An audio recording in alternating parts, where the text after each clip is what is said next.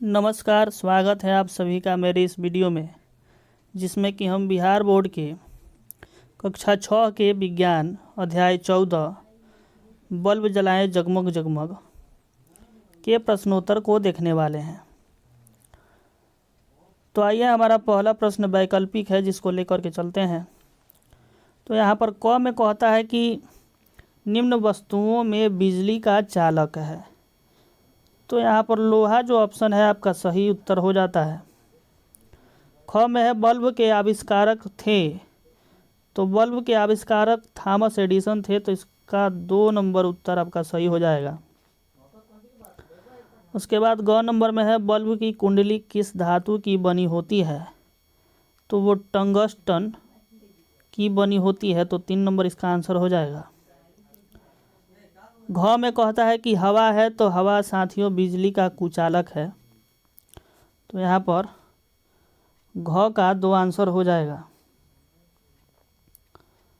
फिर इसके बाद के प्रश्नों को देखते हैं, जो कि रिक्त स्थानों की पूर्ति करना है। इसमें क नंबर कहता है जब विद्युत धारा सेल के एक सिरे से तार व बल्ब से होते हुए सेल के दूसरे सिरे तक प्रवाहित होती है, तो इस एक चक्कर को डैश कहते हैं।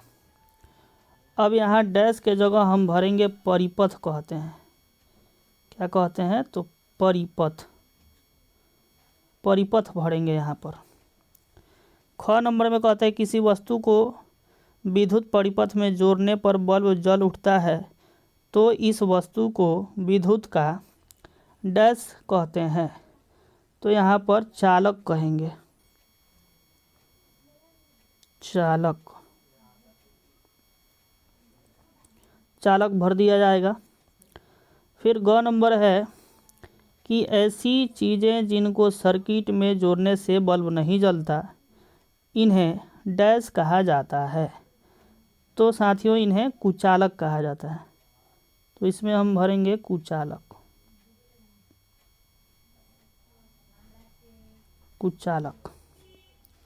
ठीक है। इसके बाद के प्रश्न को देखते हैं। राहुल ने एक नया सेल खरीदा। उसकी घुंटी पर एक प्लास्टिक की सील बनी थी। प्लास्टिक की सील हटाए बिना राहुल ने सेल को टॉर्च में डाला। बताएं राहुल की टॉर्च क्यों नहीं जली। उत्तर में लिखेंगे कि राहुल की टॉर्च इसलिए नहीं जल सकती क्योंकि सेल की घुंटी पर प्लास्टिक के सील को हटाया नहीं गया है। इससे परिपथ पूरा नहीं हो रहा, जिससे टॉर्च नहीं जल सकती। ठीक है। अब प्रश्न संख्या 4 है, बल्ब के अंदर का कुंडल टूटने के कारण जब बल्ब फ्यूज हो जाता है, तो बताएं तब बल्ब क्यों नहीं जलता।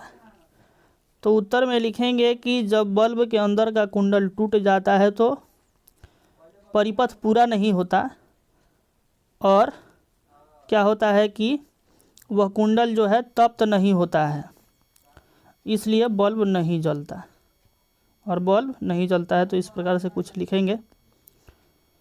आइए इसके बाद के प्रश्न को देखते हैं।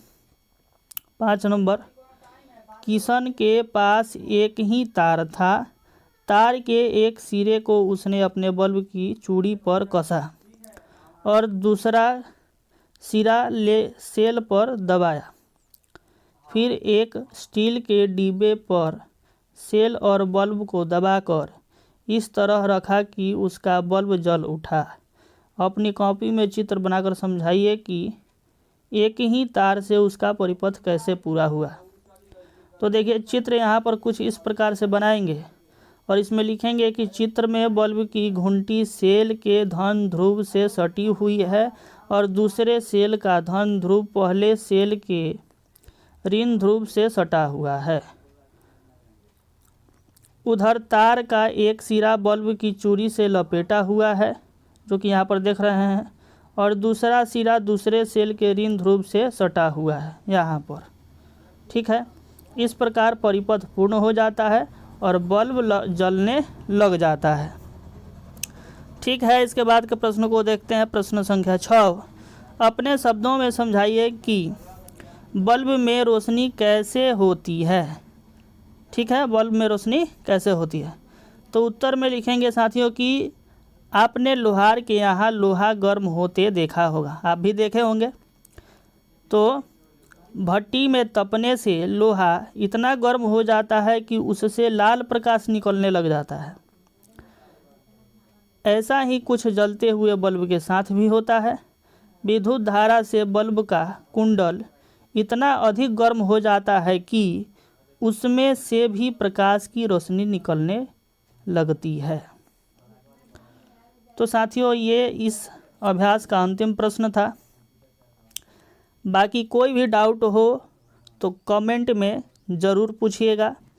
वीडियो पसंद आया हो तो लाइक और शेयर भी कर दीजिएगा। अगर चैनल पर नए हैं तो सब्सक्राइब भी ज़रूर कर दीजिएगा।